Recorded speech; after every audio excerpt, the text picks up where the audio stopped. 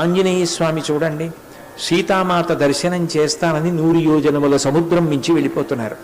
వెళ్ళిపోతుంటే అకస్మాత్తుగా సముద్రంలోంచి శాతకుంభమయీ దివ్యై సకిందర మహోరగై మహర్షి వర్ణిస్తూ బంగారు శిఖరాలు, బంగారం ఓ తులం ముక్క అక్కడ దొరికింది అనుకోండి, అయ్యి బాబాయ్ బంగారం అంటాం.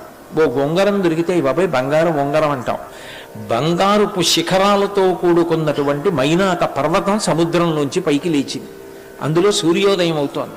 ఆ కిరణాలు పడి ఆ బంగారం ఇంకా మెరిసిపోతోంది. హనుమ చూశారు, ఇంత పెద్ద బంగారు పర్వతం అసలు ఎప్పుడు చూడలేదు, ఇంత బంగారు పర్వతమా, నేను ఒక్కసారి ఇక్కడ దిగుదాం, ఒక్క క్షణం ఆగుదాం, కాసేపు చూద్దాం అని ఆయన అనుకోలేదు.